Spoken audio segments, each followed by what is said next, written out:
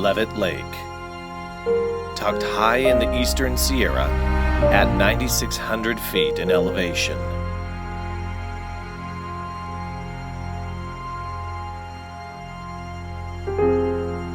Often shrouded in mist and cloud layer, even late into the summer months.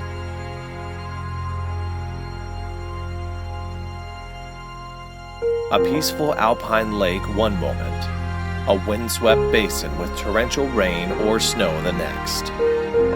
A terrain so predictably harsh that it's a dedicated training ground for the U.S. Marines preparing for winter warfare. Only accessible a few months out of the year, Levitt Lake is a must-see. A spot you could return to time and time again. This is TrailNewbie, powered by Disciple Off-Road.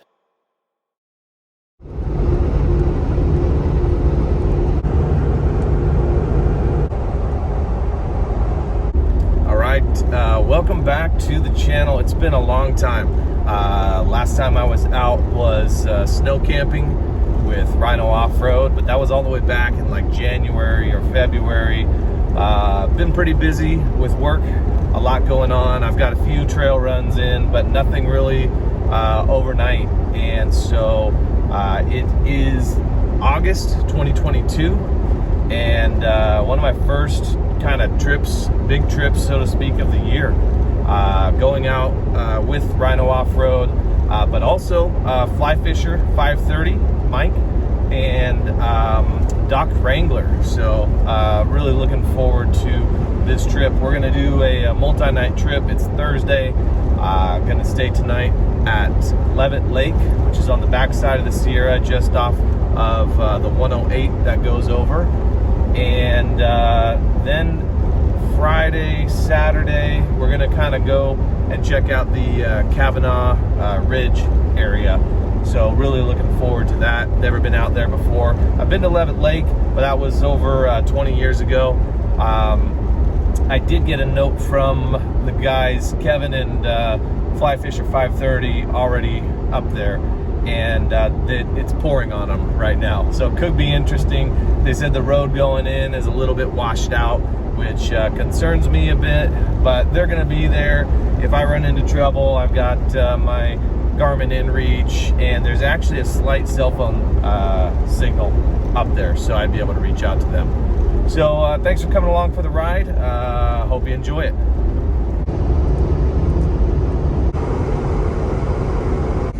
Turning here onto the 108, this will take us through the town of Sonora. This highway is nicely paved, a great drive for anyone.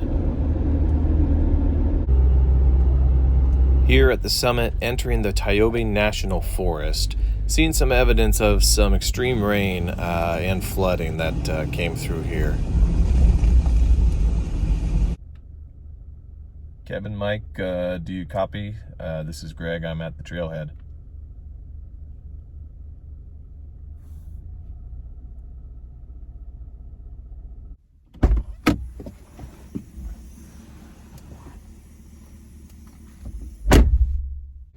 Okay, when you come in, we're on the right side as you get to the lake. You'll see our awning. We're here with the, look for the bright neon amber lights. 10-4. Do you know approximate time you think in terms of being on the trail, being off-road here? About 45 minutes. Just take your time. It's not raining anymore. Just be careful. And we're up and drinking some Pendletons. Awesome, man. Sounds good, guys. I'll be there in a bit. Airing down here, and there just happened to be another vehicle, a very well-built Chevy Silverado Z71, who was about to head up, so we decided to head up together.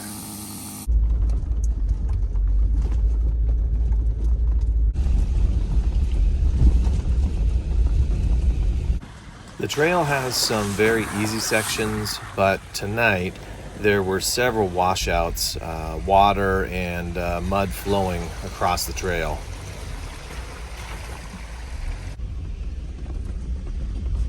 I didn't film a ton on the way up. I really just wanted to get to camp after a long day.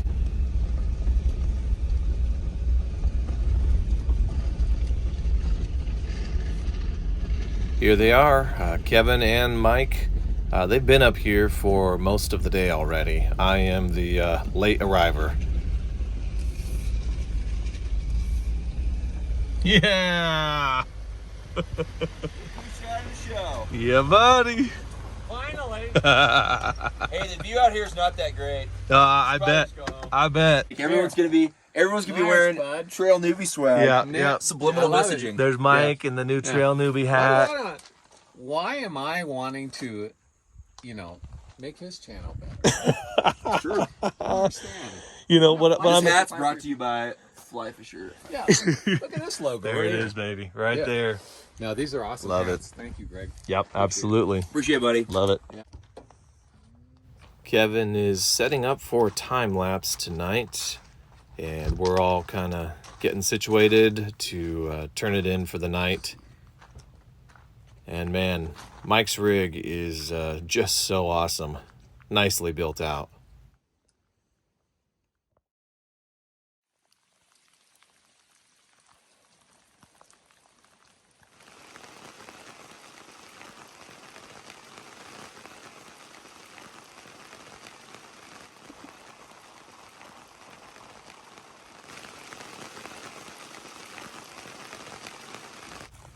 Waking up to some rain, there's really nothing like it. It's definitely a nuisance, but there's a nostalgia when it comes to rain. You remember the sounds, the smell, everything about it. There's a nice walking trail that goes all the way around Levitt Lake. We don't have a lot of time here today, so we want to get going to our next destination. But Levitt Lake is just so incredible. Honestly, you could spend days and days up here. We're pulling out, going to head back down the trail, and we're all hoping that the trail is still in decent shape after more rain that came through last night.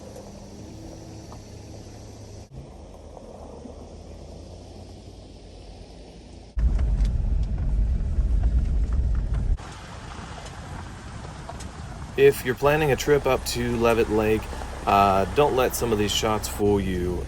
You really will need four-wheel drive and some high clearance.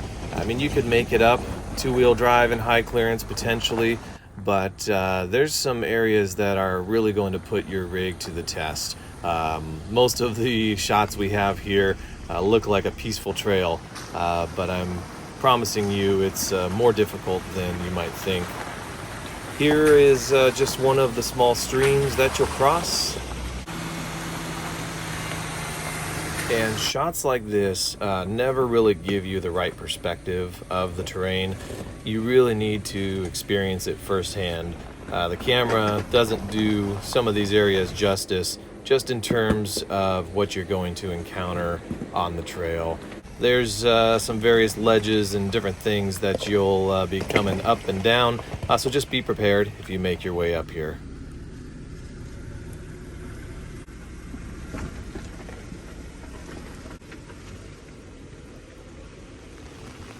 Here is the biggest washout. Honestly, it's a mudslide.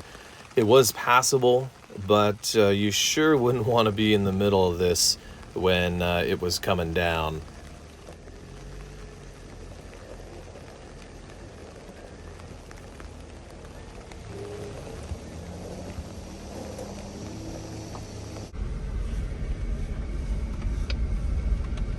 I've used my Ston deflators for the first time here. Yeah, I like them. They're easy to use. Back at the trailhead, and a great chance here to do what Jeeps do best, which is drive up on rocks for a photo shoot. All right, so we just made our way down from Levitt Lake. What a great spot. I can't recommend it enough. It's a really good sized lake, so groups of vehicles aren't all piled up on each other if it might be kind of a busy weekend. The trail in is a little rough. I'm gonna say it's maybe like a 5, something like that. Nothing too bad, but there's some washouts, obviously, with the most recent rain here.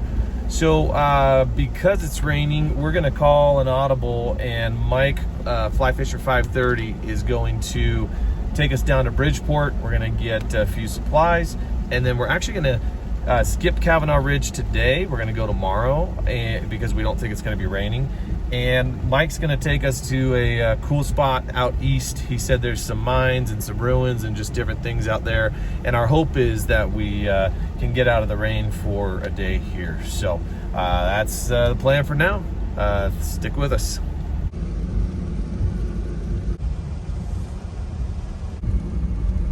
Pulling on to the 395 here and making our way into Bridgeport.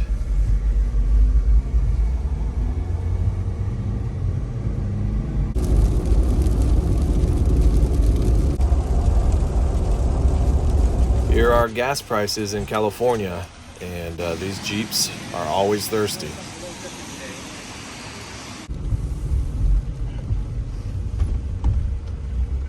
Hey, Kevin, if you've got a guy, you might want to record this track. Might be cool to have for a record. Cool, yeah, good, yeah, we'll do that. Mike is leading us northeast of Bridgeport to see some old mines and ghost towns. But before we got too far, my back end started sliding off this extremely muddy road. The road was just saturated. And the edge of the road was truly a drop-off.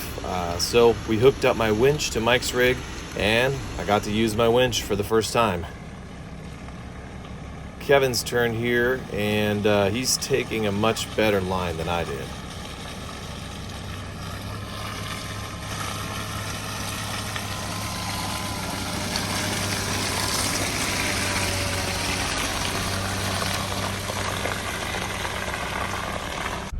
All right, we're back underway. Mike keeps telling us there's some really cool spots up ahead.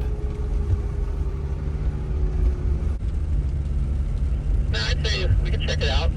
Just a quick run around it real quick here, see what it looks like.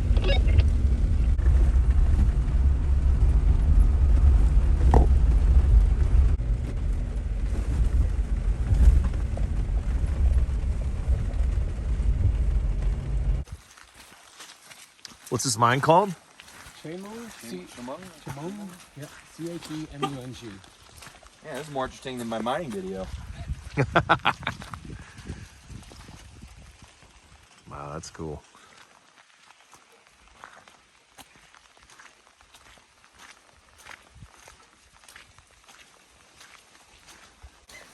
Locals say this mine is known for being haunted, but the bulk of the activity happens on Saturday nights, they say. So good thing it's a Friday afternoon. We're good, or so we think.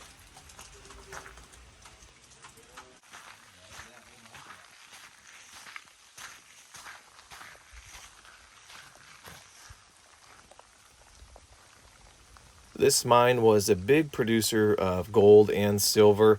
It started in 1909, and by the 1950s, it was pretty much abandoned, except for one lone prospector. Maybe it's he who still wanders these grounds on Saturday nights. Got another one over here. Probably still good.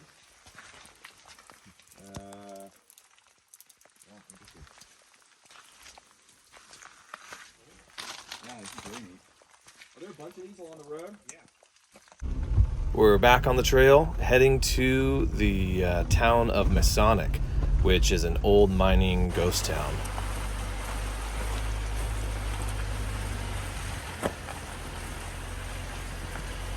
It's all along in here, but the main part we haven't even come up to yet. That's the lower town area. Okay. Oh yeah, we'll go with tailings on the right here.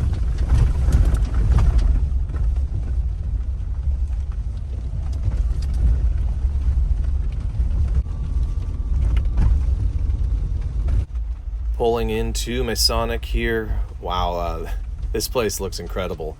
A lot to see here. You getting all these materials out here? Yeah, I think 1,000 or 2,000 people occupied this. Oh, drop.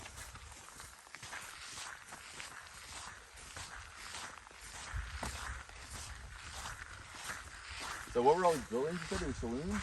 2 saloons, you know, I forget exactly all the other things that were there, but yeah, several dozen buildings. And the reason it's called Masonic Mines is there was a bunch of Masons that were hired to come up here and work the mines and when they found gold. So. Wow. Here it says one of the founders of the mine, J.S. Phillips, was found dead at the bottom of one of the shafts. All right, so we've been on the road for a couple hours here, and we made it to a place, it's an old mining town called Masonic, and Mike brought us out here, FlyFisher530, and we're going to actually camp here for the night, but there's a ton of old ruins. Mike said there's at one time roughly 1,000 people lived here. Pretty incredible spot, way back in the sticks. Beautiful setting with what type of trees were those, Mike? What type of trees are those? Quaking aspens potentially. Bunch of pines and obviously all of the sagebrush. Just a beautiful spot. Kevin is setting up his camera. We're not exactly sure where. Somewhere up inside one of the buildings. Gonna be awesome. Hopefully he makes that alive. We'll find out soon. Was it for an honest living? Or was it greed driven to insanity? We'll stay here tonight, visitors, in the midst of what used to be a bustling town. The miners here in Masonic Mining District are rumored to still walk the streets, luring unsuspected visitors into the mine, leading to several disappearances. The town of Masonic has an eerie feel to it, one that shouldn't be taken for granted. Let your guard down for a second, and the consequences could last a lifetime.